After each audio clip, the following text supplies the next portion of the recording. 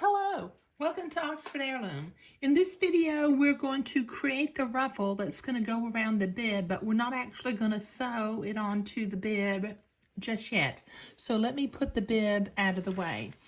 Now I have, the pattern instructions told me to cut some 2-inch strips of batiste, which I've done.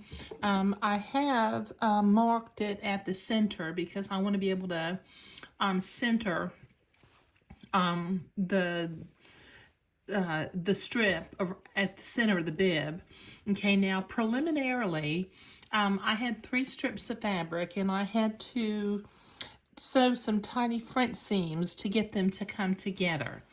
Okay, all right, now I've got some 5/8 inch edging lace, or maybe it was a 1/2 inch, I can't remember.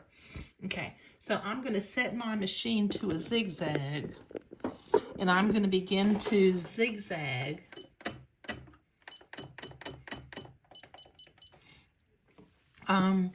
this lace about 1/4 of an inch from the edge of the batiste strip.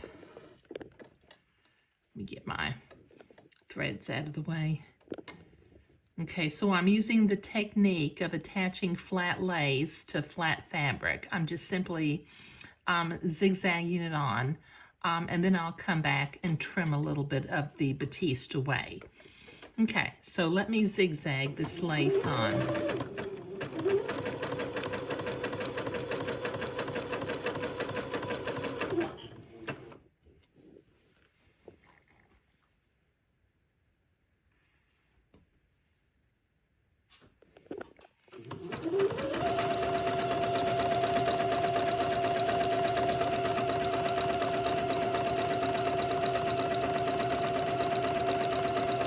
Okay, this is going to take me a while to get all of this laced, zigzagged onto the strip of batiste.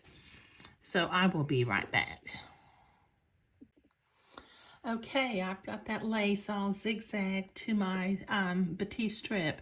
Now, using my specialty scissors that have blunt tips so that they won't go through the holes in the lace and cut it, I'm going to trim a little bit of this excess batiste away. Just cut close to the zigzag without actually cutting the zigzag.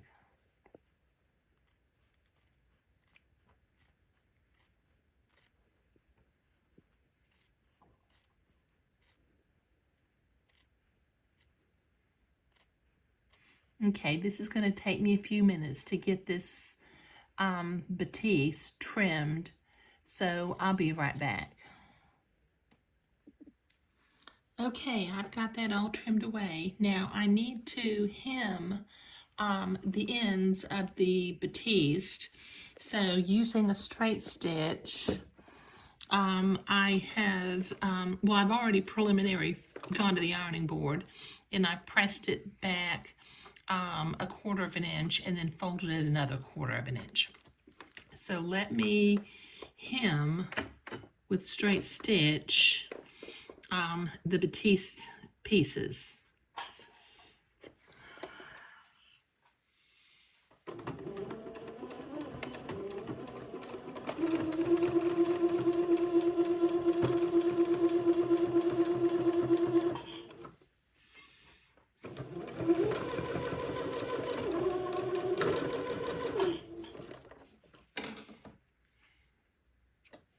Okay, that's one.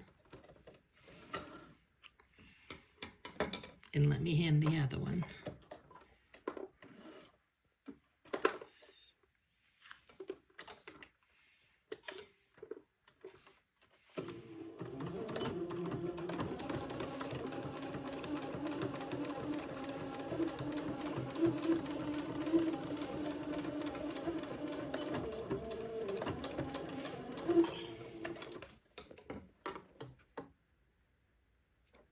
Okay, that's the second one. Okay, now I need to sew some basting threads to gather the ruffle along this loose side, but I see that I'm just about out of bobbin thread. So let me change my bobbin for a fresh one so that I don't run out of bobbin thread when I'm sewing the basting thread on here, and I'll be right back. Okay, fresh thread. Okay, now I'm going to sew my first basting thread about 1/8 of an inch away from the top. Oops, I didn't change my stitch length. Let me try that again. Okay, let me start that again. Okay, so I'm going to sew the first basting thread about 1/8 of an inch away from the top of the batiste strip. And then I'll sew my second one 1/4 of an inch away from the first one.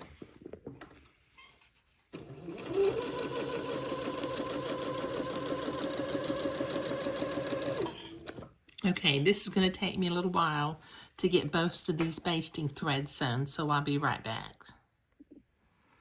Okay, I've got both basting threads sewn onto the batiste strip.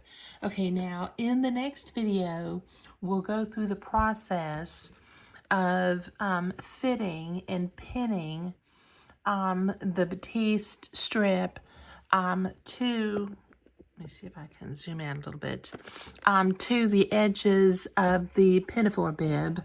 But I think I need to do some little bit of thinking about this because the instructions just say to sew it on without giving any really good instructions on how to accomplish that. So I'm going to give it some thought and then I'll be back. But in this video, we were creating the batiste ruffle to go, along the edge of the Pinafore bib. Okay, thank you.